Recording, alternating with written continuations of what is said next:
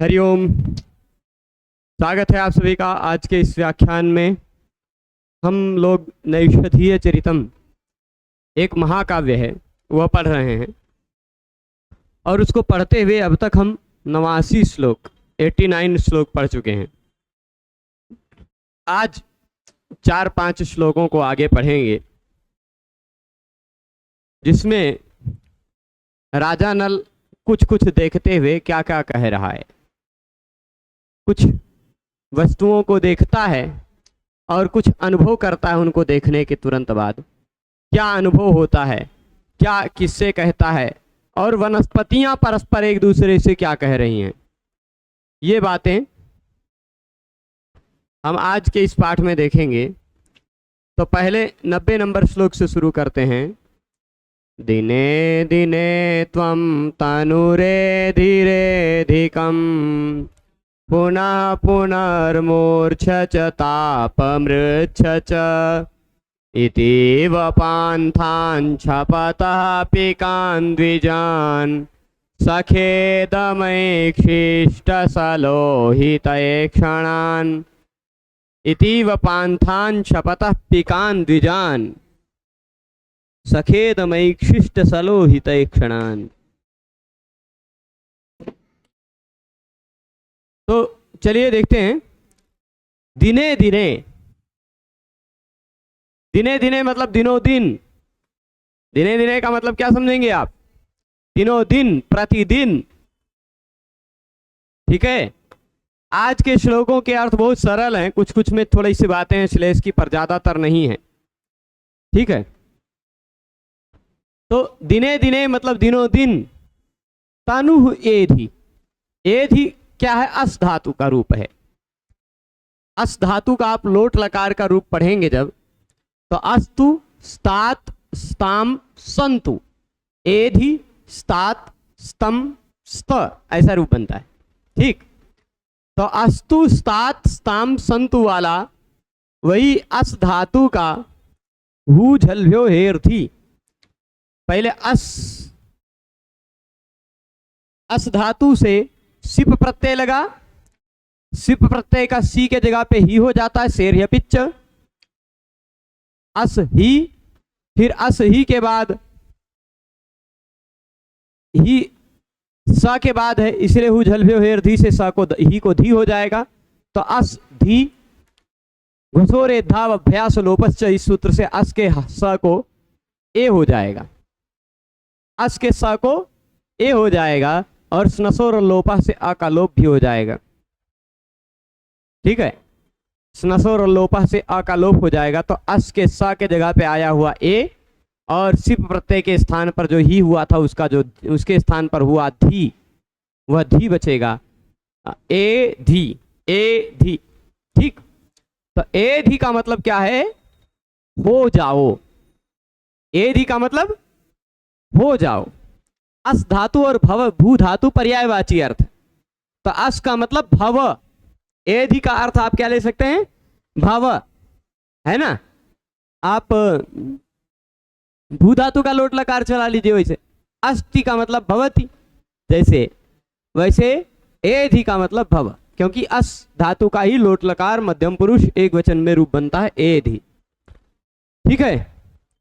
तो त्वम, अच्छा शायद कल मैं बताते बताते जल्दी जल्दी में यहाँ पिक शब्द का अर्थ शायद मोर बता दिया था मैंने, शायद ना, मुझे लगा था जल्दी जल्दी में मैं मोर बता दिया था, पर पिक वो थोड़ा सा अंग्रेजी में एक पिकॉक शब्द है मोर के लिए, उसीलिए पिक से पिकॉक टाइप का मोर ध्यान में आ गया था। मोर नहीं होता है, पिक का मतलब कोयल होता है। ठीक है। मुझे अभी ध्यान आया जब पिकान देखा तो मुझे लगा कि अरे बाप रे, कल तो मैंने इसको मोर बता। हाँ चलेगा। तो दिने दिने त्वं तनु एधि, चलेगा। अच्छा, कोयल किसी ने देखा है? उसकी आंखियां किस कलर की होती है? उसकी आंख लाल होती है ना, स्वाभाविक रूप से लाल होती है उसकी आंखें। ऐसा नहीं कि गुस्से में रहता है उसके कारण उसकी आंखें लाल होती हैं। स्वाभाविक रूप से लाल उसकी आंखें होती हैं। तो स्वाभाविक रूप से जिसकी आंखें लाल हैं, उस लाल आंखों को यहां कवि देखकर कह रहा है कि वो स्वाभाविक रूप से नहीं, वो तो गुस्साया हुआ है, और गुस्सा करके श्राप दे रहा है। क्या दे रहा है? श्राप दे रहा है किसी को, तुम क्या हो जाओ, तुम दिनों दिन पतले हो जाओ और झुरा जाओ। झुरा जाओ मतलब सूख जाओ, ठीक। दिने दिने त्वम, दिनों दिन, ठीक। तात्पर्य क्या है, खाली मूल रूप से पहले ये समझिएगा। पहले तीसरे चौथे लाइन से देखते हैं इसका अर्थ, तब ज्यादा अच्छे से समझेंगे। पहले सह, उस राजा नल ने, लोहिते क्षणान, किसको? लोहित वर्ण की आंखों वाले, लाल आंखों वाले। लोहिते क्षणान मतलब जिनकी आंखें लाल लाल हो चुकी हैं, ऐसे पिकान, पिकों को यानी कोयलों को, द्विजान, अच्छा उन कोयलों को द्विज कहा जाता है।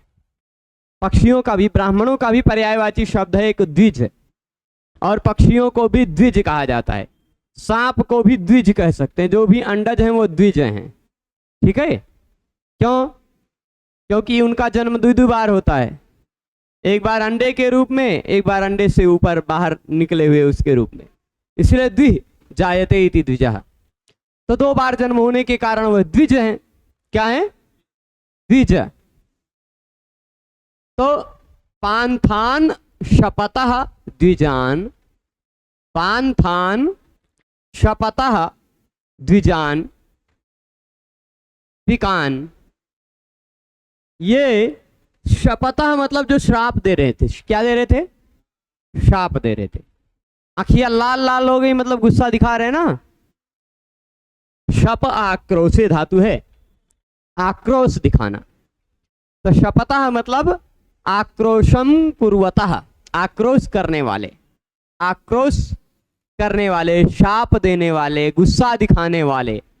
लाल आंखियां है यानी गुस्से में है, ऐसा भी कभी यहां संभावना कर रहा है। तो किन पर गुस्सा दिखा रहे हैं? बेचारे वन में रहते हैं, उनको सुकून पसंद है, शांति पसंद है, बीच बीच में ये पथिक लोग आ जाया करते हैं डिस्टर्ब करने।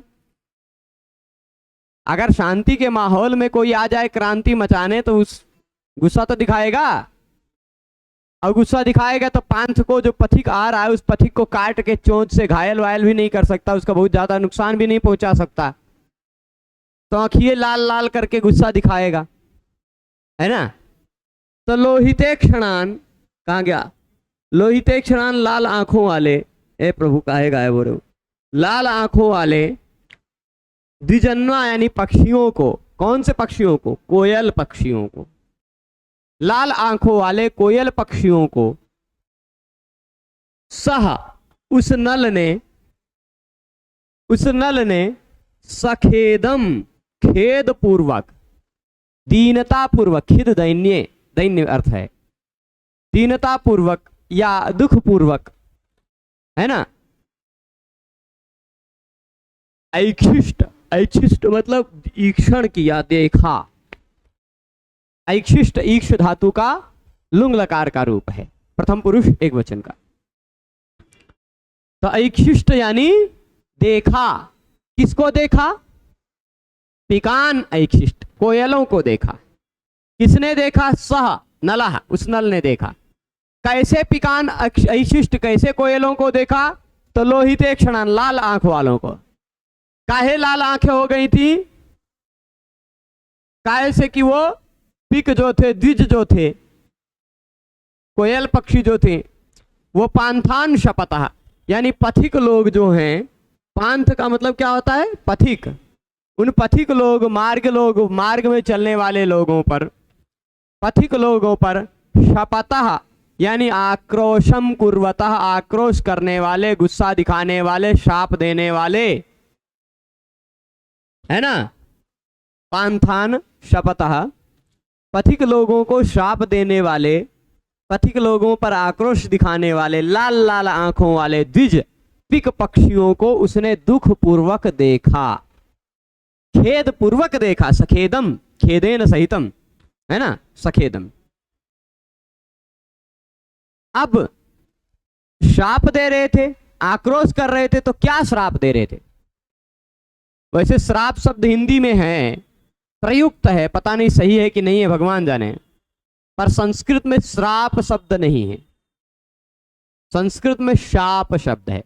शप आक्रोशे धातु से घई प्रत्यय लगकर शाप बनता है, शाप। ठीक है, तो वह क्या शाप दे रहे थे?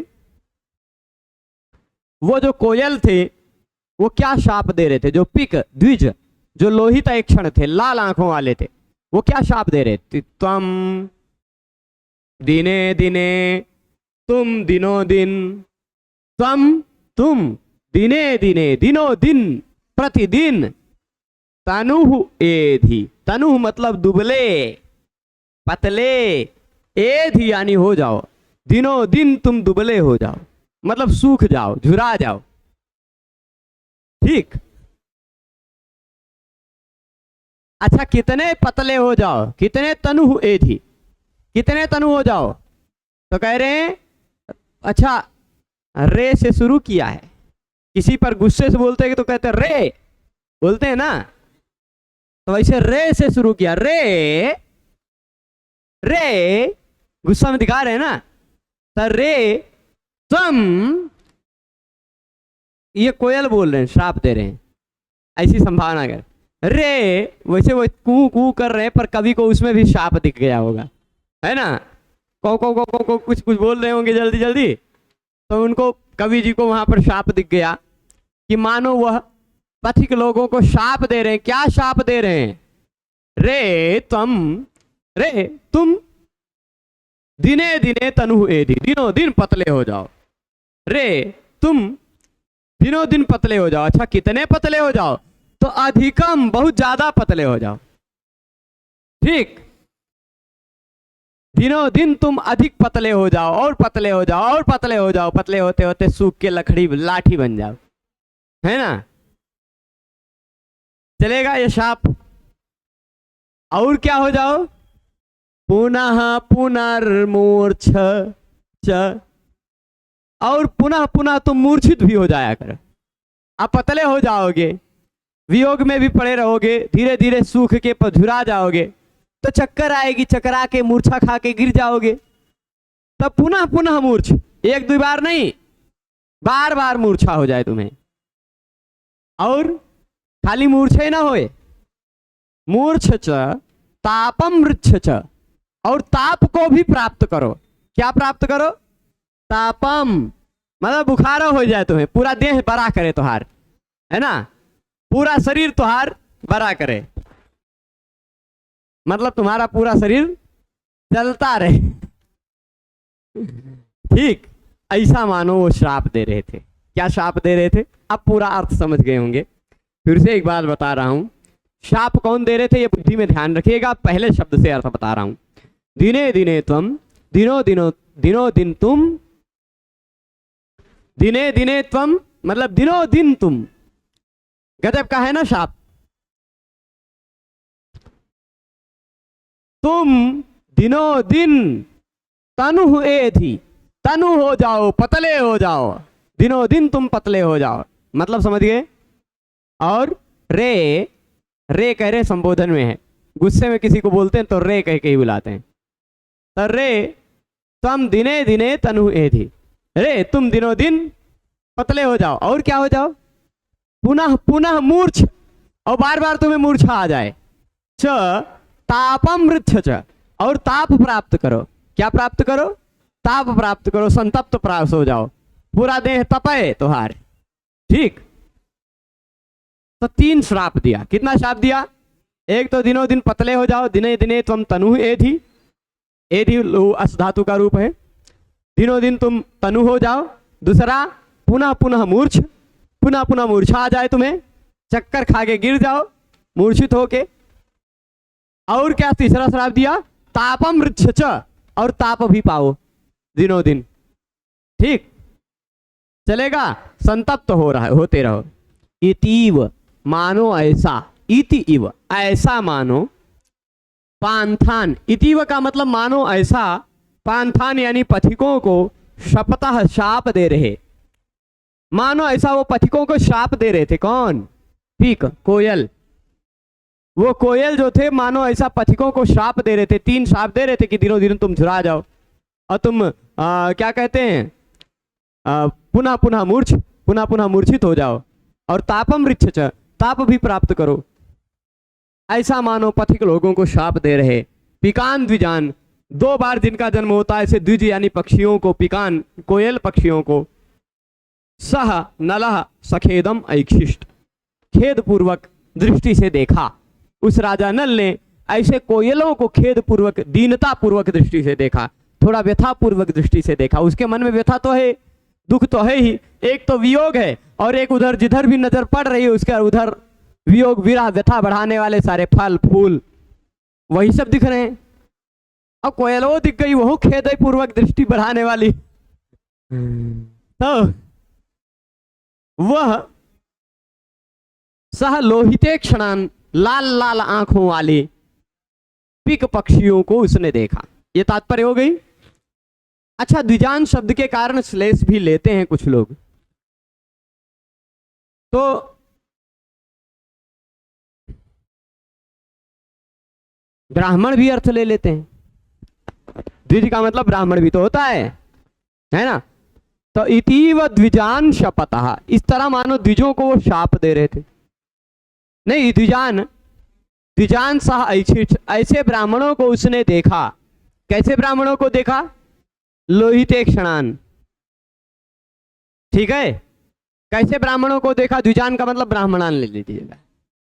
ऐसे कुछ ब्राह्मणों को देखा, यद्यपि प्रासंगिक नहीं है, पर नारायणी जी, व्याख्याकार नारायण जी बहुत अर्थ लेके आते हैं, तो यहाँ उन्होंने द्विजान शब्द से ब्राह्मणान अर्थ लिया है कि ऐसे ब्राह्मणों को भी उसने देखा जो लोहिते क्षणान यानी लाल आंख वाले हो गए थे, गुस्साए की अखियां लाल हो गई थी। हो सकता है वन है, वन में तपस्वी बन के बैठे हो और कोनो पथिक आकर इधर उधर छेड़खानी कर दिया हो, है ना, कोनो पथिक आकर उनकी तपस्या भंग कर दिया हो, पानी वानी छिड़क के भाग गया हो, तो वो उठेंगे तो उनकी अखियां लाल लाल हो जाएगी कि नहीं। तो ऐसे द्विजान पक्षियों को, लोहिते क्षणान, जिनकी आंखें लाल लाल हो गई हैं, ऐसे ब्राह्मणों को उसने देखा। कैसे? पांथान शपथा, जो उन पथिकों को शाप दे रहे थे, ऐसे ब्राह्मणों को देखा। ऐसे तपस्वियों को मान लीजिए देखा, जो पथिकों को शाप दे रहे थे, पथिकों पर आक्रोश प्रकट कर रहे थे, और आक्रोश प्रकट करते करते क्या कह रहे थे? रे, तुमने मेरी तपस्या का भंग कर दी, तुम दिने दिने तनुए थी, तुम दिनों दिन झुरा जाओ, सूख जाओ, और पुनः पुनः तुम्हें मूर्छा आ जाए रास्ते में चलते चलते, और तापम ऋच्छ, और संताप प्राप्त करो तुम। ऐसा मानो पथिकों को श्राप देते हुए द्विज यानी ब्राह्मणों को, लाल आंख वाले ब्राह्मणों को उन्होंने खेद पूर्वक दृष्टि से देखा कि हाय, खेद की बात है, धिक्कार की बात है कि कोई तपस्वियों की तपस्या भंग कर रहा है। यह भी सखेदम ऐक्षिष्ट, दीनता पूर्वक दृष्टि से देखा, यह भी अर्थ लिया जा सकता है। ठीक है, तो ये 2 अर्थ संभव है। चलिए, मच्छर जी ने जूम आउट कर दिया, नीचे चलते हैं। रे, यह अरे अनादर पूर्वक संबोधन में है अव्यय। हाँ, अरे, ये देखिए हिंदी, अरे बटोही, अरे पथिक, तू दिन प्रतिदिन अधिक कृश होता जा, फिर मूर्छा खाता रहे और ताप रखता जा। इस प्रकार बटोहियों को यानी पथिकों को, बटोही मतलब पथिक, बटोही मतलब बटली मत समझ लीजिएगा जिसमें चावल वावल बनाया जाता है ना। तो और कुछ लोग बटोही को पतोही समझ लेंगे हैं? वो गड़बड़ी से छप गया है ना, यटोही नहीं होता है, वो बटोही ही है। तो अरे पथिक, हम पथिक बोल रहे हैं, बटोही नहीं बोलेंगे। इस प्रकार पथिकों को मानो शाप देते हुए लाल लाल आंखों वाले कोयल पक्षियों को नल ने खेद के साथ देखा। ये कोयल पक्षी वाला ही अर्थ दिया है। यहाँ कोयल पक्षियों, यहाँ कोयलों को शाप देते हुए जैसे बनाकर उत्प्रेक्षा है, जो इव शब्द वाच्य है, वाच्य उत्प्रेक्षा है। कोयलों की आंखें स्वभावतः लाल हुआ करती, किंतु यहाँ क्रोध के कारण लाल होने की कल्पना की गई है। द्विज शब्द श्लिष्ट होने से ब्राह्मणों का भी वाचक है। क्रोध में आकर लाल आंख किए हुए ब्राह्मण भी शाप देते हैं। इस तरह यहाँ जैसे क्रोध में लाल आंख किए हुए ब्राह्मण शाप दिया करते हैं, वैसे ही उसी तरह कोयल पक्षी भी पथिकों को शाप दे रहे हैं। यह उपमा ध्वनि भी निकल के आ रही है। ठीक है। और दिने दिने त्वम तनु रेधि रेधिकम, रेधि रेधिकम, यहाँ यमक है। दिने दिने में यमक नहीं है, दिने दिने में लाटानुप्रास मानेंगे। शब्द की आवृत्ति है, पर दोनों दिने दिने में अर्थ अलग अलग नहीं है। जहां अर्थ अलग रहे, दोनों या दोनों में से कोई एक या दोनों के दोनों निरर्थक रहें, दोनों में से कोई एक या तो दोनों के दोनों निरर्थक रहें, या तो कोई एक सार्थक कोई एक निरर्थक। पहली बात, यमक कब होता है? जब दो के दोनों निरर्थक हो। दूसरा, या तो दोनों में से कोई एक का ही निरर्थक हो, एक सार्थक हो, या तो दोनों सार्थक हो पर दोनों का अर्थ अलग अलग हो। यहां दिने दिने में दोनों का अर्थ अलग अलग नहीं है, एक का है। पहले दिने का अर्थ मतलब दिन, दूसरे दिने का अर्थ दिन। विप्सा में है दिन दिन मतलब प्रतिदिन, दिनों दिन, बात वही है। तो दिने दिने में यमक नहीं है, पर रे धीरे धिकम में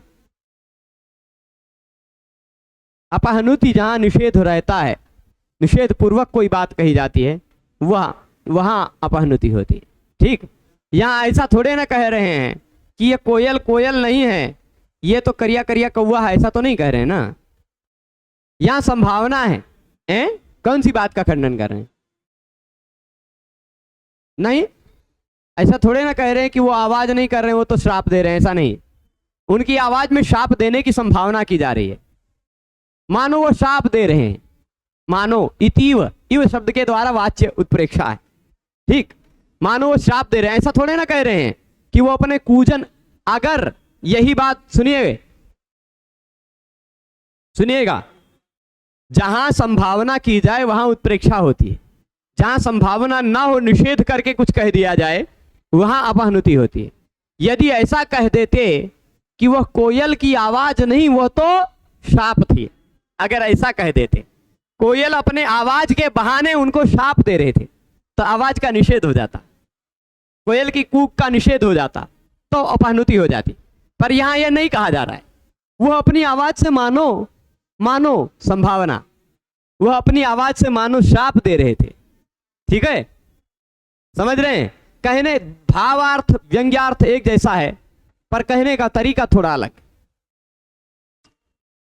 तो चलिए, और दिने दिने पुनः पुनः में विप्सार्थक दुरुक्त होने के कारण कितने ही अलंकारियों ने विप्सा अलंकार भी मान लिया है।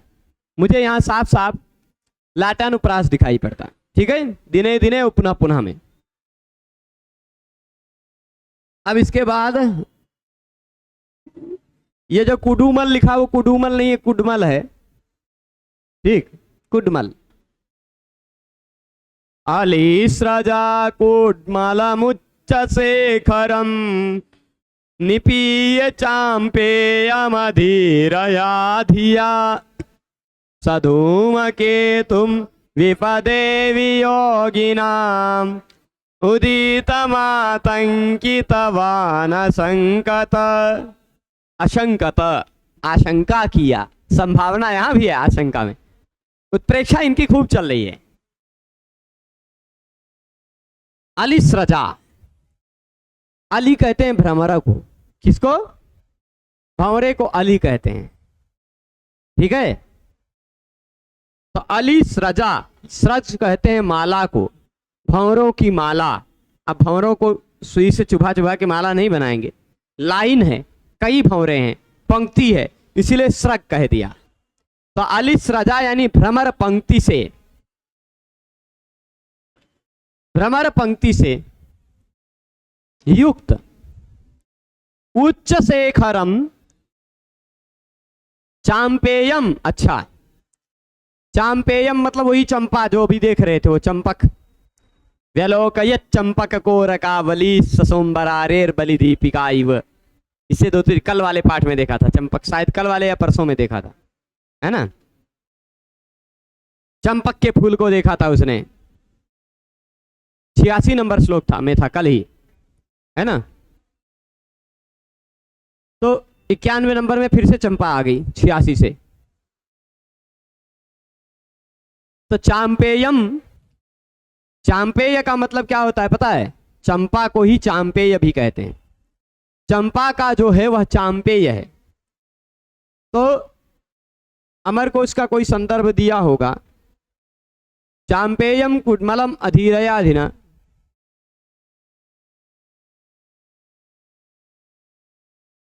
कुड्मलो मुकुले पुंसी, नहीं मेदिनी को साया, कोई दिक्कत नहीं। चांपेयस चंपको हेम पुष्पकः, चांपेयस चंपकः हेम पुष्पकः, ये सब पर्यायवाची हैं। हेम पुष्पक भी उसको कहते हैं, चंपक भी उसको कहते हैं, चांपेय भी उसको कहते हैं। तो चांपेयम मतलब चांपेय, चंपक को। कैसे चंपक को? उच्च शेखरम, चांपेयम कुडमलम, चंपक की कली थी, चंपक की कुडमल थी, कली थी, जिसका शेखर ऊंचा था। अब कली है तो उसका शिखर ऊंचे पे रहेगा ही, नीचे मोटा रहता ऊपर पतला रहता, शिखर टाइप का रहता है ना कली का, ऐसे ही तो होता है। तो चांपेयम उच्च शेखरम कुडमलम, ठीक है। बहुत गजब गजब संभावना, थोड़ा सा इसमें ज्योतिष या शकुन शास्त्र भी लक्षित है, देखिएगा। तो यहां क्या कह रहे हैं? कह रहे हैं कि उच्च शेखरम चांपेयम कुडमलम, जिसका शिखर ऊंचे है, जिसका शिखर, अब कुडमल है चंपा का, मान लीजिए, एक मिनट, अब उतना अच्छा तो नहीं बना पाएंगे हम, पर ऐसे ही तो होता होगा कली फूल की। तो इसका फूल की जो कली होती है ऊपर शेखर होता है, उच्च शेखरम, यहां ऊपर शेखर टाइप का होता है ना। तो उच्च शेखरम चांपेयम कुडमलम, चंपा के कुडमल को अलिस्रजा, भ्रमर पंक्ति से युक्त, अली मतलब भ्रमर, स्रज यानी पंक्ति, भंवरे की पंक्ति से युक्त कुडमल को उसने देखा। यानी जिस पर कई भंवरे मंडरा रहे थे, एक दो नहीं, पंक्ति है भंवरों की, यानी कम से कम 2 से ज्यादा भंवरे तो रहे होंगे, तभी कहा होगा पंक्ति, है ना। तो अनेक भ्रमर से युक्त, कितने भ्रमर से? अनेक भ्रमर से युक्त ऊंचे शिखर वाले कुडमल को देखा। किसके? चंपा के फूल के कुडमल को देखा, चंपा की कली को देखा, ठीक। चंपक के कली को देखा उसने, जो ऊंचे शिखर वाला था, ठीक। अच्छा, कैसे देखा? अधीरया धिया, धैर्य विहीन बुद्धि से। अधीरया मतलब धीरज से रहित होकर, अधीर होकर, अधीर होकर मतलब धैर्य विहीन होकर के, धिया यानी बुद्धि से, यानी ऐसी बुद्धि से उन्होंने देखा। देखा मतलब या कह दीजिए निपीय। अब यहां निपीय मतलब नितराम आस्वाद्य, ऐसा ले सकते हैं।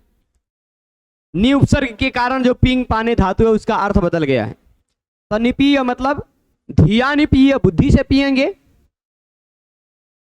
बुद्धि से पिएंगे मतलब बुद्धि से उन्होंने देखा। कैसी बुद्धि से देखा? अधीर बुद्धि से देखा। अब बुद्धि से कब देखेंगे? पहले आंखियों से देखेंगे तब तो बुद्धि से देखेंगे। ये आंखियां बंद रहेगी, बुद्धि अपने आप देखेंगे, है ना। तो अधीर बुद्धि से युक्त होकर उन्होंने चंपा के ऊंचे शिखर वाले कुडमल को भंवरों की पंक्ति से युक्त होकर, भंवरों की पंक्तियों से युक्त हुए को देखा। और देख करके उनको कुछ संभावना हुई, देख करके उनको कुछ शगुन याद आया। क्या याद आया? उनको लगा, अरे बाप रे, ये तो धूमकेतु है। क्या है? धूमकेतु। अच्छा, धूमकेतु जब दिखाई पड़े आकाश में तो ऐसा माना जाता है कि धूमकेतु पुच्छल तारे को कहते हैं। धूमकेतु किसी ने देखा है क्या? आकाश में जो लोग गांव में सोए होंगे वो लोग धूमकेतु जी को तो जरूर जानते होंगे। आकाश के नीचे यदि आंगन में आप सोए होंगे, चलिए हम कुछ कुछ धूमकेतु के चित्र दिखाते हैं। किसको? धूमकेतु के चित्र दिखा दें, कुछ दिखा रहे, रुकिएगा।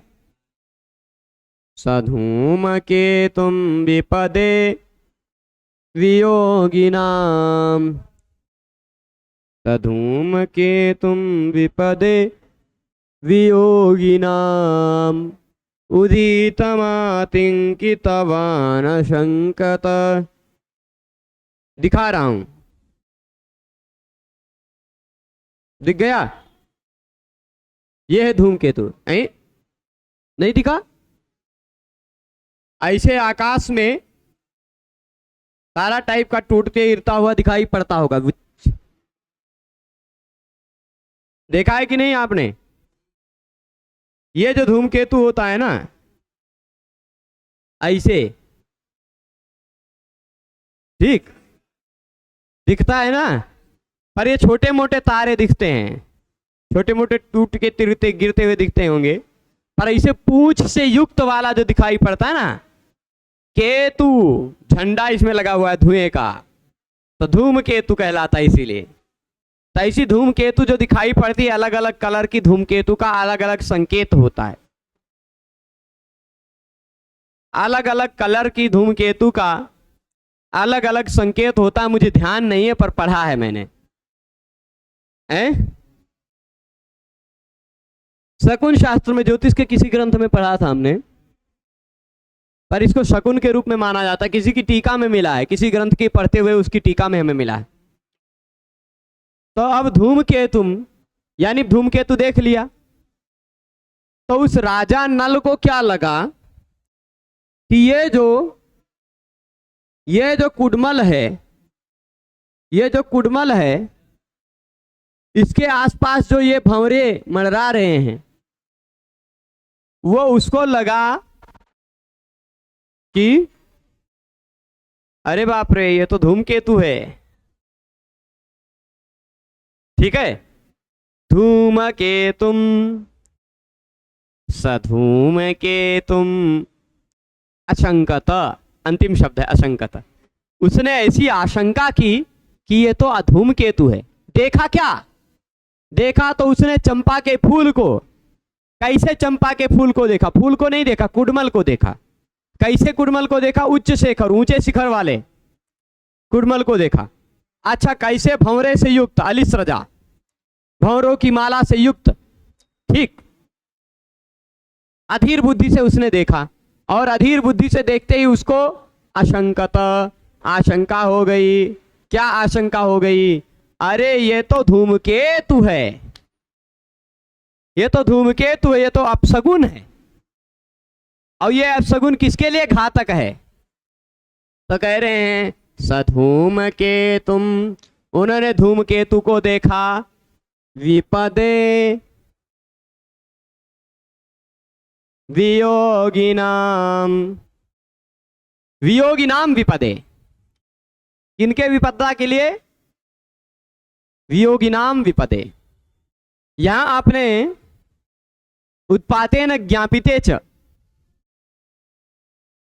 उत्पातेन ज्ञापिते च से आप चतुर्थी लगाइएगा।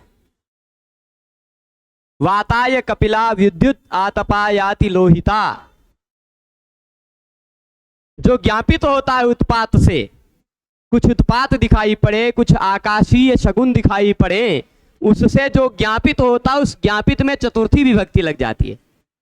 जैसे कपिल वर्ण की बिजली चमक दिखाई पड़े आकाश में, तो ऐसा लगता है कि बवंडर आने वाला है, तूफान आने वाला है। और अलग लाल लाल कलर की बिजली चमके, अति लोहिता, अत्यंत लाल कलर की बिजली चमके, तो इतना पक्का है कि आतप बहुत बढ़ेगा, गर्मी बहुत बढ़ेगी। सफेद कलर की बिजली चमके तो समझ लीजिए सूखा आने वाला है, दुर्भिक्ष आने वाला है। तो जो ज्ञापित होता है, दुर्भिक्ष ज्ञापित हो रहा है, आतप ज्ञापित हो रहा है, जो कुछ भी ज्ञापित हो रहा है उसमें चतुर्थी विभक्ति लगती है। इसलिए वाताय कपिला विद्युत आतपायाति लोहिता, है ना। अंतिम में सीता भवति, ऐसे कुछ है, दुर्भिक्षाय सीता भवेत, कुछ ऐसे है ना। पूरा भी श्लोक नहीं याद आ रहा है। तो वैसे ही विपदे धूमकेतुम सा आशंकत, विपदे यानी विपत्ति के निमित्त, विपदे यानी किसको देखा, ऐसा लगा कि अरे ये तो विपत्ति आने वाली है, मैंने धूमकेतु देख लिया, विपत्ति आने वाली है। किसके ऊपर विपत्ति आने वाली भाई, तो वियोगिनाम, वियोगियों के ऊपर विपत्ति आने वाली है। भंवरों को देख रहे हैं, फूलों को देख रहे हैं, तो वियोगियों के ऊपर विपत्ति आ सकती है, साधारण सी बात है। पर कवि के कहने के तरीका कैसा गजब का है कि उसने जब चंपा के कली को देखा जो कि ऊंचे शिखर वाला था, अधीर बुद्धि से देखा, तो उसे लगा कि अरे ये तो धूमकेतु है, और धूमकेतु दिखाई पड़ा है मतलब कुछ अपशगुन दिखाई पड़ रहा है, कुछ होने वाला है। क्या होने वाला है, क्या ज्ञापित हो रहा है, तो वियोगी नाम विपत, वियोगियों की विपत्ति ज्ञापित हो रही है, वियोगियों लोगों की विपत्ति के लिए ये आया है धूमकेतु। ठीक ऐसा धूमकेतुम उदितम, उदितम मतलब यह धूमकेतु उदित हुआ है, उदयम प्राप्तम, उदितम मतलब उदय प्राप्त हुआ है। इस धूमकेतु का उदय हुआ है। ये जो फूल दिखाई पड़ रहा है, फूल नहीं, ये फूल के रूप में धूमकेतु का उदय हुआ है ना। ये धूमकेतु का उदय हुआ है, और ऐसा यह धूमकेतु निश्चित ही वियोगी लोगों को विपत्ति देगा। ऐसा यह आतंकितवान, आतंकितवान मतलब आतंक से युक्त होकर, आतंक से युक्त होकर, आशंकत आशंका की, आतंक से युक्त होकर उस राजा नल ने ऐसी आशंका की कि भाई विपत्ति आने वाली है वियोगियों की। देखिए भंवरों की पंक्ति से ऊपर उठे हुए अग्रभाग वाले, ऊपर से उठे हुए अग्रभाग वाले, उच्च शेखरम, ठीक, चंपक कुडमल को अधीर मन की से देखकर आतंकित हुए उस नल को, आतंकितवान, आतंकित हुए उस नल को यह शंका हुई कि वियोगी और वियोगिनियों के, वियोगिनाम मतलब वियोगी और वियोगिनियों के विनाश के हेतु उदय हुआ यह एक पुच्छल तारा है। ठीक, वियोगिनाम विपदे उदितम धूमकेतुम आशंकत, ऐसी आशंका की कि ये तो वियोगियों की विपत्ति के लिए आया हुआ एक पुच्छल तारा है। ठीक है, स्पष्ट है। सधूमकेतुम विपदे वियोगिनाम उदितमातंकितवान शंकत। हो गया, आगे देखा जाए। गलत परागम भ्रमि भंगी विपतत प्रसक्त भृंगावली नाग केसरम समारनाराच निघर्षण स्खलद जलत कणम शाणमिव व्यलोकयत। अच्छा, नाग केसर किसने देखा है, कैसा होता है? नाग केसर का फूल कैसा होता है? चलिए हम नाग केसर आपको दिखाते हैं। देखिएगा, नाग केसर भगवान शिव जी को बहुत विशेष प्रिय है। कहाँ गया? अभी दिखाते हैं। दिखा, ये रहा नाग केसर। पीला आप कह रहे थे, पीला अंदर का सिस्टम होता है, बाहर चार पत्तियां जो होती हैं सफेद होती हैं। ठीक, अब इसके बाहर की चार पत्तियां सफेद होती हैं, अंदर का पीला होता है, और कुछ कुछ इसके ऐसे बीज होते हैं, इसके बीज को मसाले के रूप में भी प्रयोग किया जाता है। ठीक, और मसालों में मिलता है पत्तियां, देखिए लंबी लंबी। कुछ और चित्र दिखाएंगे जिससे और कुछ लोगों को स्पष्टता हो जाए। ये देखिए, ये देखिए इसका बीज भी दिख रहा होगा, है ना, बीज भी दिख रहा होगा। सफेद फूल, 4 पंखुड़ियों वाला सफेद फूल होता है, 4 पंखुड़ियों वाला सफेद फूल होता है। और उसके साथ साथ उसके पेड़ में देखिए ऐसा भी लटका हुआ मिलता है, ठीक है, ऐसा भी लटका हुआ मिलता है उसके पेड़ में। तो ये है नागकेसर। इस नागकेसर को बड़ा ध्यान से देखिएगा, बड़ा ध्यान से देखिएगा। अब आप ऐसा कल्पना कर लीजिए, ये नागकेसर की ये चारों पत्तियां सफेद सफेद पत्थर हैं, क्या है, ठीक है, और इस पर कोई घिस रहा है अपना बाण। जब बाण घिसेंगे तो चिंगारी निकलेगी ना, तो ये बीचों में जो दिख रहा है ये चिंगारी निकलती हुई दिख रही है, ठीक है, ऐसी कभी की संभावना है। रोहित जी ध्यान दीजिएगा, ये जो 4 किनारे दिख रहे हैं 4 पत्थर हैं, क्या हैं, शाण हैं। पत्थर को शाण कहा भी, शाण भी कहा गया, पाषाण भी शाण भी।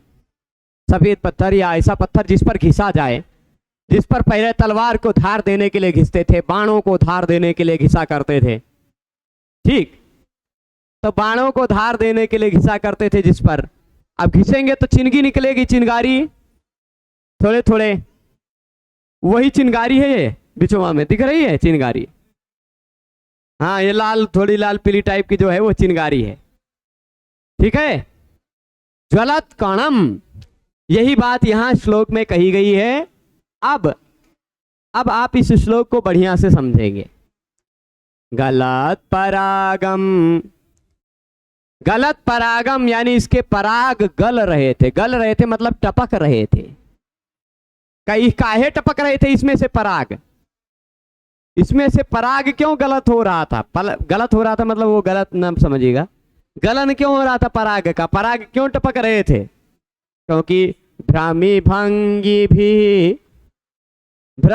भी यानी फूल जो होता है ना, हवा चलती है, हवा चलती है तो फूल हिलता डुलता है, फूल हिलता डुलता है, स्वाभाविक है। तो फूल के पराग एकदम सूक्ष्म कण होते हैं, उसको माइक्रोस्कोप से देखा जाए तो दिखता है, वो टपकता है, फूल से झड़ता है, फूल से झड़ता है उस फूल का पराग, और वही फूल का पराग लेकर के उड़ते हैं पवन देवता, तभी सुगंध लेके उड़ते हैं फूल का, वो उस सुगंध में पराग होती है फूलों की, ठीक है।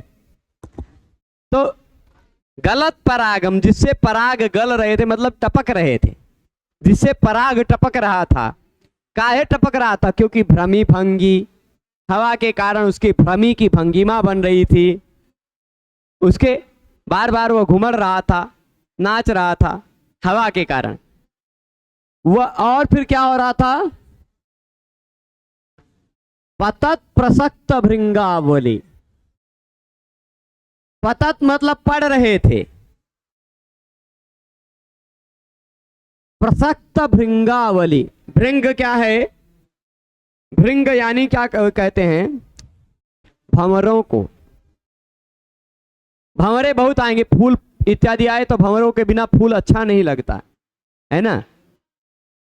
तो वह पराग गलन कर रहा था, पराग उसका स्खलित हो रहा था, टपक रहा था, उसमें से काहे टपक रहा था, भ्रमी भंगी भी, ठीक, और उस पर पतत यानी पढ़ रहे थे, क्या पढ़ रहे थे, प्रसक्त भृंगावली, प्रसक्त मतलब लगे हुए, उस पर लगे हुए बार बार पढ़ रहे थे, यानी फूलों में ही लगे रहते हैं भंवरे, तो प्रसक्त मतलब लगे हुए, उसमें तत्पर, ठीक। भृंगावली यानी भंवरों का समूह, भंवरों की पंक्ति। भृंगावली खाली सभी फूलों पर होता है, विशेष करके कुछ कुछ फूलों पर वर्जित भंवरे नहीं दिखाई पड़ते हैं, वो उनके लिए हत्या का स्रोत बन जाया करता है, पर अधिकांश फूलों पर भंवरे होते हैं, मधुमक्खियां भी होती हैं। तो पतत यानी पढ़ रहे थे, उड़ उड़ कर पढ़ रहे थे, प्रसक्त यानी उसी में तत्पर थे, उसी में लगे हुए थे। कौन? भृंगावली भंवरों की पंक्ति, कई भंवरे,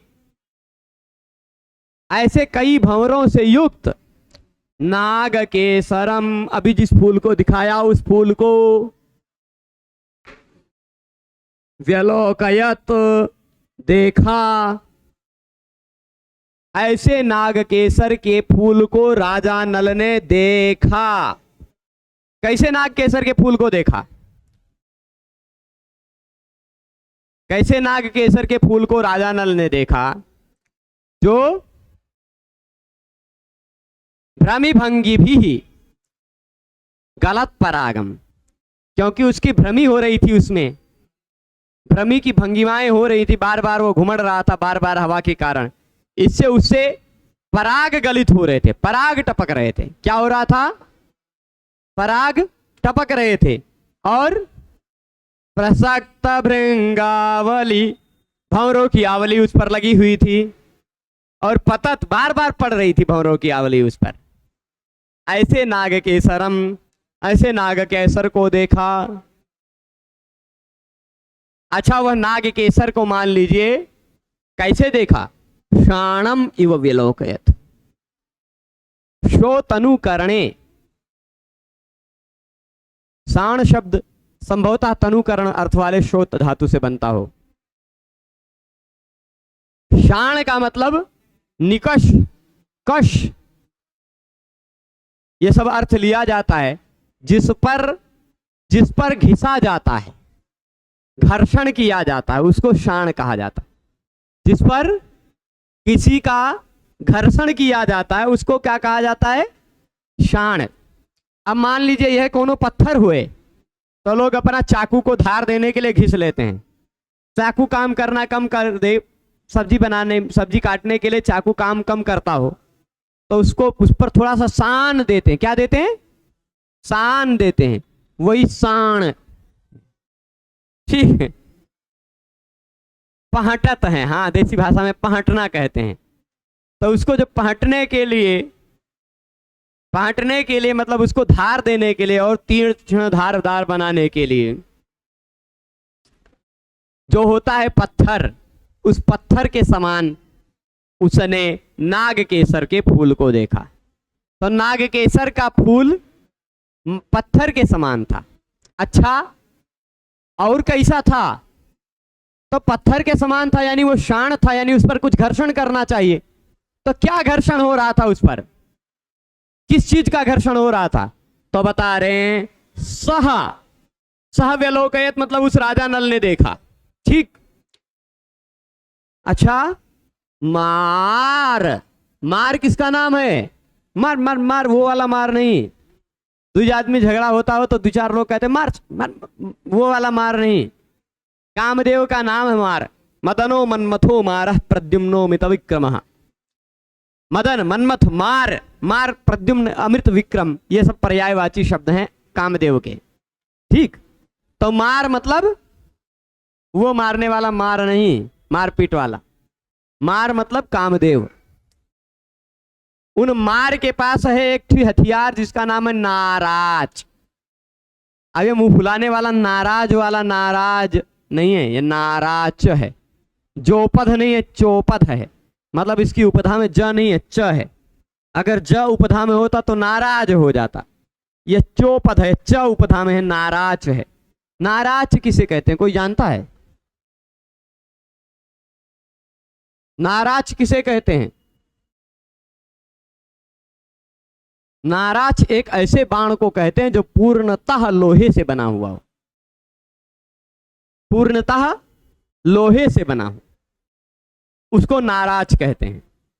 पहले के समय में बाण बनाने में कई धातुओं का प्रयोग होता था ना। कुछ बाण में आगे पत्थर को नुकीला बनाकर लगा दिया जाता था। पूरा सरकंडे का रहेगा बाण, उसमें अगवा पत्थर को नुकीला करके लगा दिया गया है।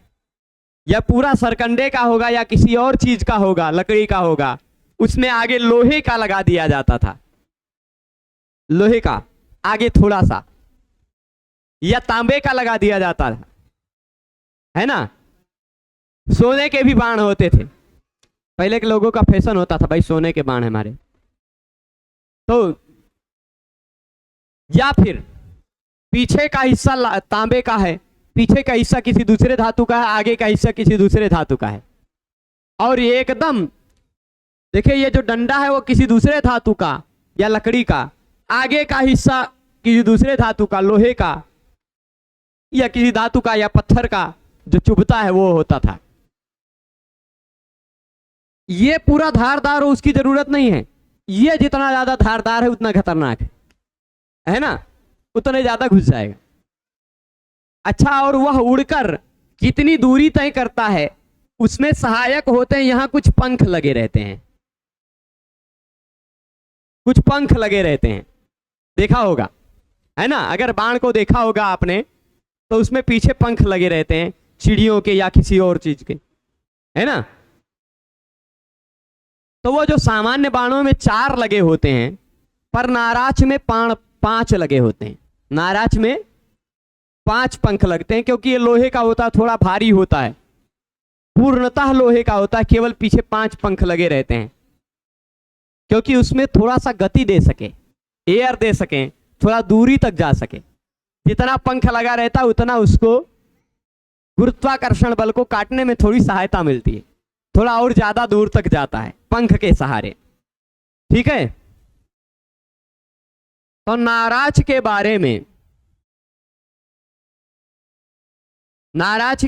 में कहीं एक श्लोक मिलता है, सर्वलोहास्तु ये बाणा, सर्वलोहास्तु ये बाणा मतलब संपूर्णतः लोहे से बने हुए जो बाण हैं, नाराचास्ते प्रकीर्तिता, वे नाराज कहलाते हैं।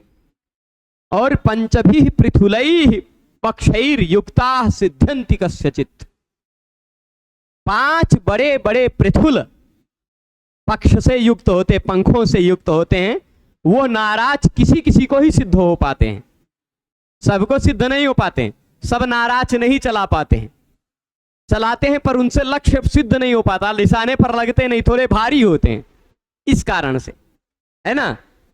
तो कस्यचित् सिद्ध्यन्ति, कोई कोई उसको सिद्ध कर पाता है। तो नाराज का मतलब समझ गए होंगे, नाराज मतलब लोहे का बाण। अगर लोहे का बाण है तो उसमें जंक लगने की संभावना है, मूर्छा जाने की संभावना है, अपनी भाषा में कहा जाए, है ना। वह नाराज है यानी लोहे से बना है, लोहे से बना यानी उसमें जंक लगने की संभावना है ना। उसमें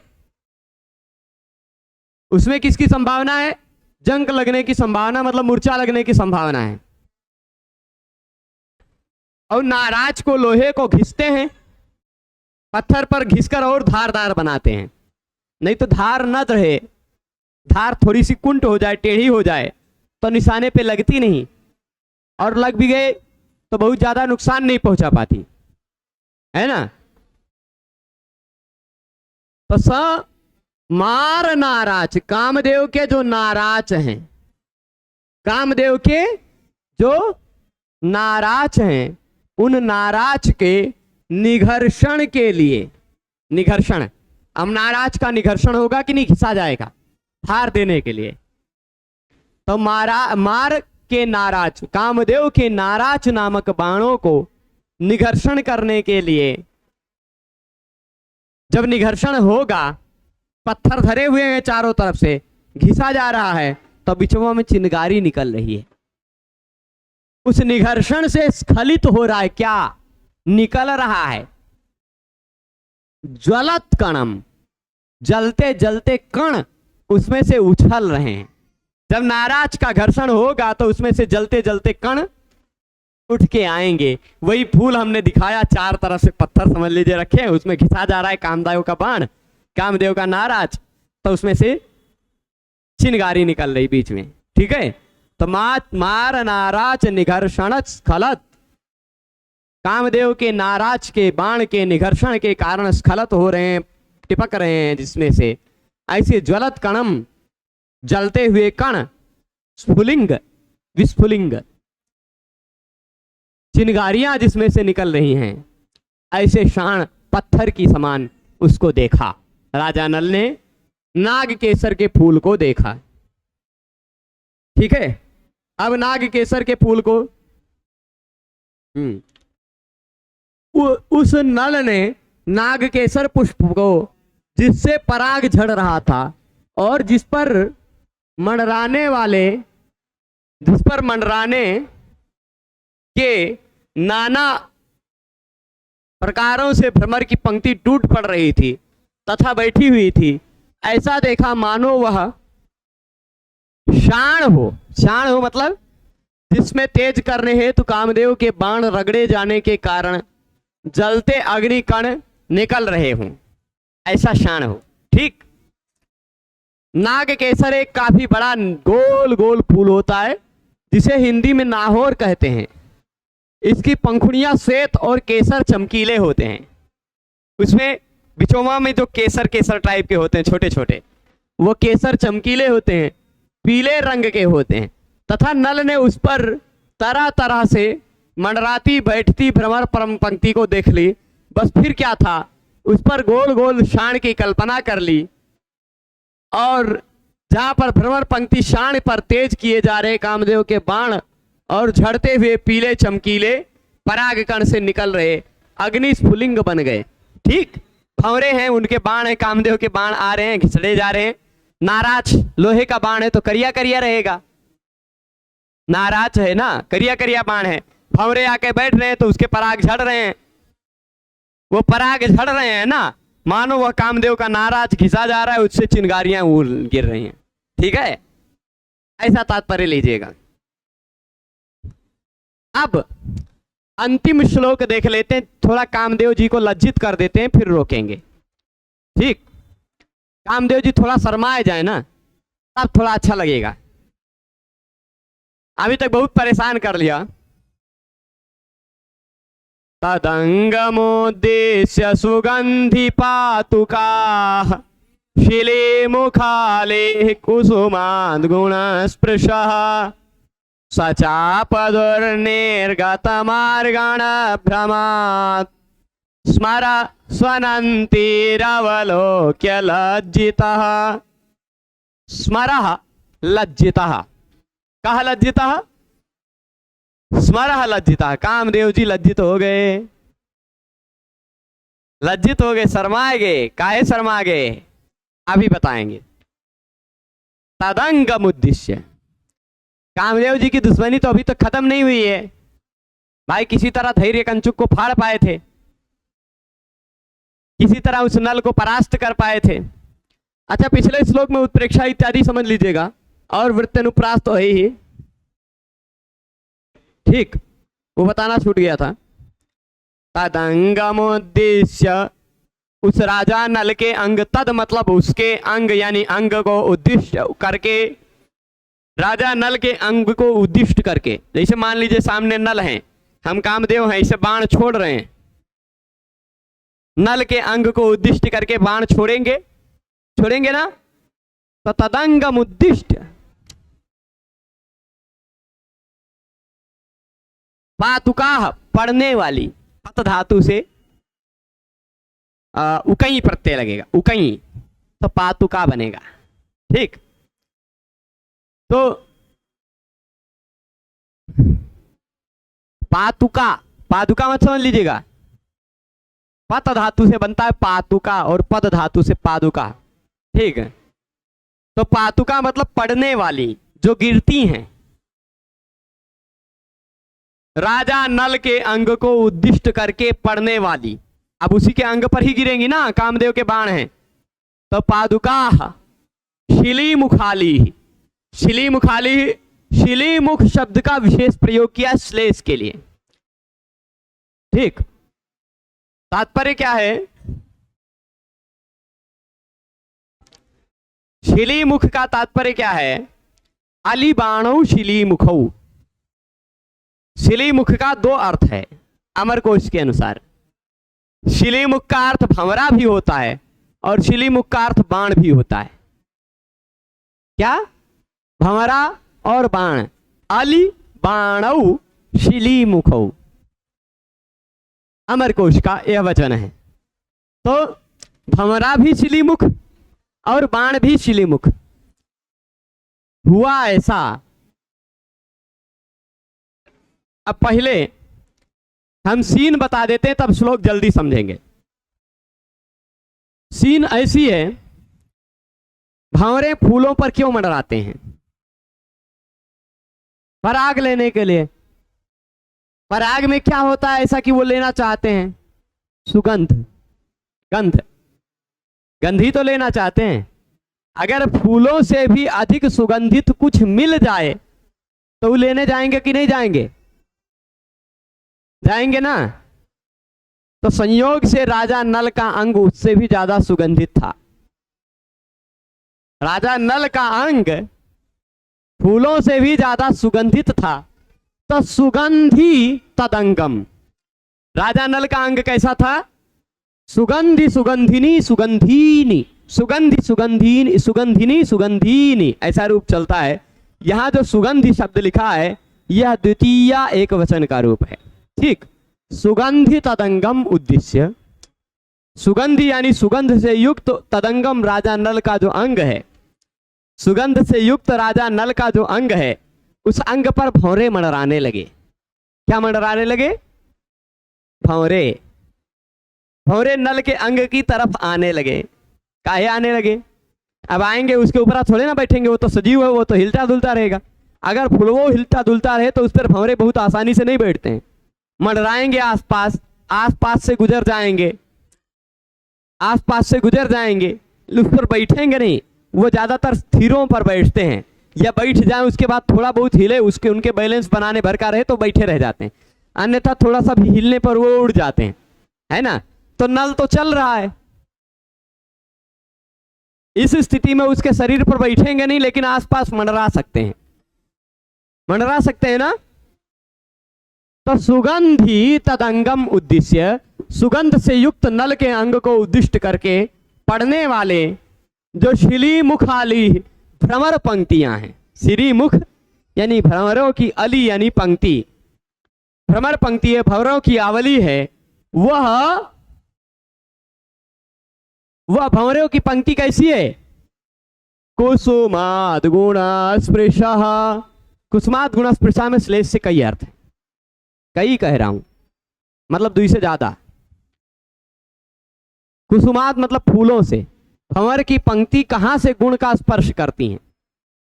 रूप रस गंध स्पर्श संख्या परिमाण इत्यादि भी गुण हैं, तो वो गुण गंध गुण है। कुसुम से गुण का स्पर्श करती हैं कि नहीं वो भंवरे? भ्रमर पंक्तियां कुसुमात फूल से गुण स्पृशा गंध का स्पर्श करके ले आ जाते हैं, है ना। तो कुसुमात गुण स्पृशा, समझ रहे हैं? फूल से गुण का गंध का स्पर्श करने वाली, या फूल से गंध का ग्रहण करने वाली। स्पर्श करना मतलब ले लेना। तो कुसुमात गुण स्पृशा यानी फूल से गुण ले लेने वाली, एक अर्थ हो गया। फूलों से गुण ले लेने वाली भंवरों की जो पंक्ति है, फूलों से गंध ले लेने वाली जो भ्रमर पंक्ति है, ठीक, जो राजा नल के सुगंधी अंग को उद्दिष्ट करके पढ़ने वाली हैं, उनकी ओर जा रही हैं उड़ के भ्रमर पंक्ति। उस भ्रमर पंक्ति को, कैसी है वह भ्रमर पंक्ति? स्वनंती है।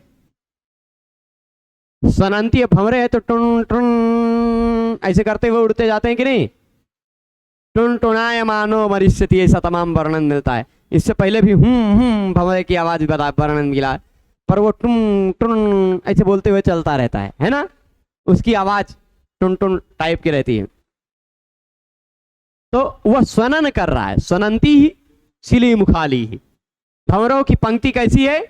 ध्वनि कर रही है। उस ध्वनि करती हुई भंवरों की पंक्ति को अवलोक्य देख करके स्मरा यानी कामदेव जी लज्जित हो गए।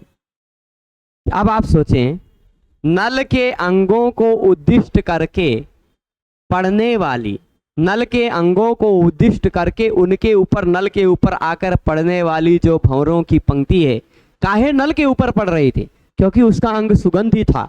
उस सुगंधी अंग पर पढ़ने वाली पातुका जो शिली मुखाली यानी भंवरों की पंक्ति है, उस भंवरों की पंक्ति कैसी है? कुसुमात गुण स्पृशा है, फूलों से गुणों का स्पर्श करने वाली, फूलों से गुणों का ग्रहण करने वाली वह भ्रमर पंक्ति है। वह भ्रमर पंक्ति को स्वनंती ही ध्वनि करती हुई उस भ्रमर पंक्ति को अवलोक्य देख करके स्मरः लज्जितः, कामदेव जी लज्जित हो गए कि देखो हम हैं, हमारे अंग पर तो भंवरे नहीं पड़ रहे हैं। कामदेव के इसके नल के अंगों पर तो भंवरे जा जाकर उड़ उड़ कर पड़ रहे हैं, इस कारण से लज्जित हो गए क्या? नल के शरीर से इतना गजब की सुगंध है कि भंवरे उड़ उड़ कर उसके तरफ जा रहे हैं, इस कारण से लज्जित हो गए क्या? है ना? यद्यपि शरीर की शोभा में वह कामदेव से भी ज्यादा सुंदर था, क्योंकि शरीर शोभा जय जात मत्सरः, है ना?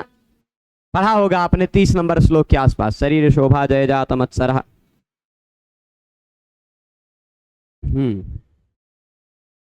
मिलेगा, देखेगा कहीं होगा, शरीर शोभा जय जात, 30 के आसपास ही है। अमोघ शक्त्या निजयैव मूर्तया तया विनिर्जेतुम ये शनैषधम्। 30 के बाद हैं। कौन सा श्लोक था मैं बोल रहा था अभी कि शरीर शोभा जय जात मत्सरः तमेव लब्ध्वा वसरम ततः स्मरः, शरीर शोभा जय जात मत्सरः अमोघ शक्त्या निजयैव मूर्तया तया विनिर्जेतुम ये शनैषधम्। शुरुआत नहीं हो रहा था, 43 नंबर पर श्लोक है, 43।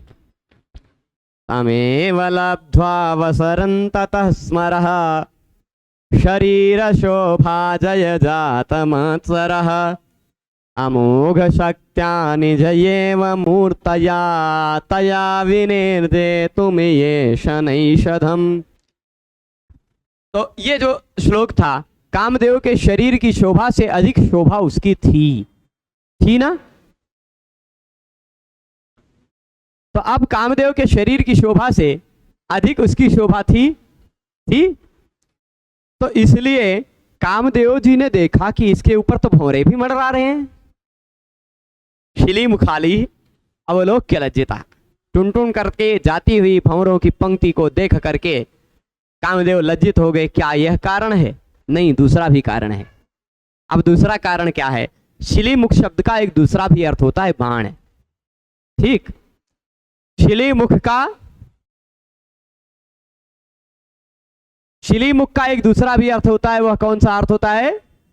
बाण। अली बाणौ शिली मुखौ, अथवा ऐसा कह दीजिए, क्यों न भ्रम, 3 तरह से अर्थ बताऊंगा कम से कम। कुसुमात गुणस्पृशा में भी और आगे अर्थ आएगा, कुसुमात गुणस्पृशा में भी 3 तरह से आएगा अर्थ। पर यहां देखिए, भंवरों की पंक्ति जो नल की तरफ जा रही थी, उसको देख करके कामदेव को ऐसा लगा कि स्वचाप दुर्निर्गत मार्गण भ्रमात। उनके चाप कहते हैं धनुष को, चाप मतलब धनुष। ठीक, तो स्वचाप यानी अपना धनुष। कामदेव जी का धनुष कैसा है? फूलों का धनुष है, फूलों के बाण हैं उनके। तो कामदेव जी के धनुष से दुर्निर्गत, अच्छी तरह से जो निकला हुआ बाण है वह लक्ष्य पर चुभ जाता है ना? अच्छी तरह से निकला हुआ बाण लक्ष्य पर जरूर लगता है, पर अगर अच्छी तरह से नहीं निकला है, फिसल गया है, निकलते निकलते निचवा से झुक गया आगे के साइड, पूरा बैलेंस नहीं रह पाया, तो लक्ष्य चूक जाता है।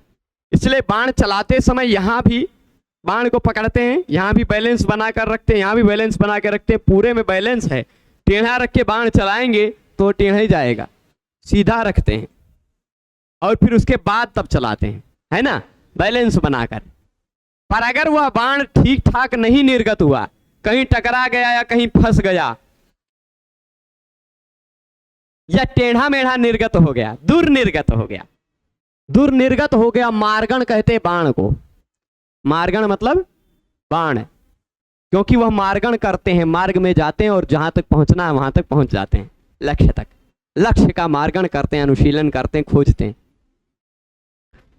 तो अपने धनुष से, स्वचाप से दुर्निर्गत गलत ढंग से निकले हुए मार्गण यानी बाण के भ्रम से। उन्होंने भंवरों को देखा, तो भंवरों को देखते हुए उनको लगा कि अरे ये तो मेरे धनुष से निकले हुए बाण हैं। भंवरों को देखकर उनको लगा कि ये तो मेरे धनुष से निकले हुए बाण हैं, उनका भ्रम हो गया। सचाप दुर्निर्गत मार्गण भ्रमात्। और मेरे धनुष से निकले हुए बाण लक्ष्य पर न लगे, ऐसा हो सकता है भला? वो जो भंवरे उड़ उड़ कर जा रहे हैं नल के पास सुगंध को देखकर, अब नल चल फिर रहा है तो चलते फिरते नल के पास पहुंचेंगे तो, पर उनको लगेगा ये फूल नहीं है तो पास से जाकर टेढ़ा के इधर उधर हो जाएंगे भंवरे, साइडिया लेंगे ना, थोड़ा टर्न ले लेंगे। तो कामदेव ने देखा ये मेरे धनुष से निकले हुए बाण हैं, ध्वनि करते हुए साएं साएं टाएं टाएं करते हुए जा रहे हैं ये बाण, लेकिन निशाना नहीं लग रहा है, इसीलिए लज्जित हो गए। कामदेव लज्जित काहे हुए? क्योंकि दुर्निर्गत, उनको लगा कि ये तो मेरे बाण भली भांति निकले ही नहीं, गलत ढंग से निकल गए मेरे बाण मेरे धनुष से, उनका इनको भ्रम हो गया। और इसी कारण से स्मरा, उन मार्गणों को सनंती ही ध्वनि करती। अच्छा, गलत ढंग से निकलता है जब बाण, सीधा जाता है तो उतना तेज आवाज नहीं जाता है, पर गलत ढंग से जो फ्यूज हो जाता है, जो बाण थोड़ा ठीक ठाक नहीं जाता, वो ज्यादा आवाज करता है, वो ज्यादा आवाज करता है साए से, क्योंकि टेढ़ा घूम जाता है हवा के आधार पर, है ना। और जो सीधा जाता है वो हवा को काटता हुआ जाता है,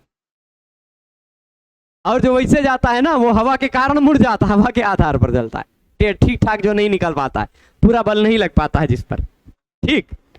तो दुर्निर्गत मार्गण के भ्रम से, कि ठीक ठाक नहीं निकला हुआ है मार्गण, ऐसे भ्रम से सनंती हिता अवलोक्य, सनंती सिली मुखाली, ध्वनि करती हुई बाणों की आली, बाणों की पंक्ति, उसके कई बाण निकले और ठीक ठाक नहीं निकले, टेढ़े मेढ़े निकल गए, और जाके नल को लग नहीं रहे, पास से सैडिया जा रहे हैं। ऐसा देख करके स्मरा लज्जिता, ऐसा देख करके कामदेव जी लज्जित हो गए। ठीक है। अच्छा, अब कुसुमात गुण स्पृशा में आ जाते हैं। कुसुमात गुण स्पृशा में क्या है? फूलों से गुण का स्पर्श करते हैं भंवरे भी, और कुसुमात गुण स्पृशा, वो फूल के हैं बाण भी कामदेव के, पर यहां बाण फूल वाले नहीं रह गए, यहां तो भंवरे हैं, छिली मुखाली भंवरे रूपी बाण है। या मान लीजिए कामदेव के स्वयं असली नाराज वाले बाण है, लोहे से बने हुए बाण है, काले काले करिया करिया वाले, भंवरे करिया है ना, तो करिया वाले बाण है ये। तो वो करिया वाले बाण, उनका धनुष पूरा फूल का है। तो कुसुमात गुण, गुण कहते हैं धनुष की रस, है ना। अकारितेन श्रवणातिथिर्गुण, श्रवणातिथिर गुण अकारी, गुण का मतलब धागा भी होता है, जो धनुष की प्रत्यंचा होती है उसको भी गुण कहा गया है। तो कुसुमात गुण स्पृशा यानी फूल के बाण से, फूल के धनुष से फूल का गुण स्पर्श कर रहे हैं, फूल की प्रत्यंचा का स्पर्श कर रहे हैं, और फूल की प्रत्यंचा का स्पर्श करके वो दुर्निर्गत हो गए हैं जो मार्गण, उनका भ्रम हो गया। ठीक है। अथवा कुसुमात कुसुम सकाशात, अथवा कुसुमात कुसुम गुणबद्धात, कुसुम लक्षणात धनुषा, जिसमें फूल की प्रत्यंचा बंधी हुई है, ऐसा जो फूल का धनुष है उस धनुष से निकली हुई, ऐसा भी अर्थ लिया जा सकता है। गुण स्पृशा मतलब मौर्वी स्पृशा। तो दुर्निर्गतो ही बाण, ये नारायण कह रहे हैं, दुर्निर्गतो ही बाण, जो टेढ़ी पैढ़ी में निकल जाता है बाण, वह बाण ध्वनति, ध्वनि ज्यादा करता है, और लक्ष्यम च न स्पृशति, और लक्ष्य का स्पर्श भी नहीं कर पाता, ध्वनि भी करता है और लक्ष्य का स्पर्श भी नहीं कर पाता। तेन धानुष को लज्जते, इसी कारण धनुर्धारी लज्जित हो जाता है कि अरे बाप रे मेरा बाण ठीक से लगा नहीं, थोड़ा लज्जित होता है ना, इसीलिए कामदेव जी भी लज्जित हो गए कि हमारा बाण चूक गया। सीधी बात यह है कि राजा नल के ऊपर भंवरे मंडराते हुए आ रहे थे, जो सैडिया जा रहे हैं, उनको देख करके कामदेव, उनको अपने बाणों का भ्रम हो जा रहा है, भ्रम हो जा रहा है, इसलिए भ्रांतिमान अलंकार है यहाँ। और भ्रम से लज्जित भी हो गए, वो भ्रम से लज्जित भी हो गए कि भाई ये तो मेरे बाण इसको लग नहीं पाए, मेरे धनुष से ये टेढ़े मेढ़े निकल गए बाण, इसलिए लग नहीं पाए। ठीक, उस नल की अच्छी सुगंध युक्त शरीर को लक्ष्य बनाकर, है ना, बाण या गुण यानी गंध वाले कुसुम से हटकर, कुसुमात गुण स्पर्शा, कुछ से फूल से गुण का स्पर्श करके छोड़ करके हट रहे एवं शब्द कर रही शिलीमुखों या भ्रमरों की पंक्तियों को देखकर कामदेव को इस भ्रांति से लज्जित जैसे हो उठा, कामदेव जी इस भ्रांति से लज्जित जैसे हो उठे कि गुण यानी प्रत्यंचा वाले कुसुम फूल रूप चाप से गलत तरीके से छूटी हुई सनसना रही मेरे शिलीमुख यानी बाणों की पंक्तियां तो नहीं है क्या? कहीं ये मेरे बाणों की पंक्ति तो नहीं, बाणों की रेखा तो नहीं है, कई बाण तो नहीं है जो सनसनाते हुए जा रही है, टेढ़ी मेढ़ी हो गई, लक्ष्य से चूक जा रही है। ऐसा देख करके वो लज्जित हो गए। इस श्लोक में कवि का गुण,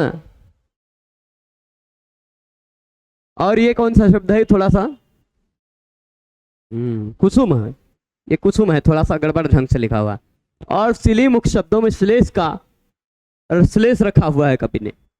ठीक, अर्थात गुण गंध और धनुष की डोरी को, फूल और फूल रूप धनुष को तथा शिलीमुख भ्रमर और बाण को भी बताता है। झंकारती हुई भ्रमर पंक्ति से काम को अपनी गलती से छोड़ी हुई बाण पंक्ति का भ्रम उठा, गलत छोड़ा हुआ बाण शब्द करता हुआ लक्ष्य पर नहीं पहुंच पाता तो बीच में ही किसी फिस हो जाता है। हाँ चलिए ठीक है। इस तरह यहाँ भ्रमरों पर बाण की भ्रांति होने से भ्रांतिमान अलंकार है, मैं पहले ही बता दिया। यहाँ कुछ कुछ वर्ण खा गए हैं, अंकार लिख दिए अलंकार को, है ना, कुछ कुछ जगह वर्ण खा गए हैं, तो मैं जो बोल रहा हूँ इसे भ्रांति के कारण कामदेव को लज्जित होने की कल्पना की जाने से उत्प्रेक्षा है, मानो इसी कारण लज्जित हो गए, मानो इसी कारण, इसी संभावना के कारण उत्प्रेक्षा है ही। फिर श्लेष तो है ही, भ्रांतिमान अंगांगी भाव संकर हो जा रहा है, किंतु श्लेष मुख, ठीक है कोई दिक्कत नहीं। इतनी बात हो गई।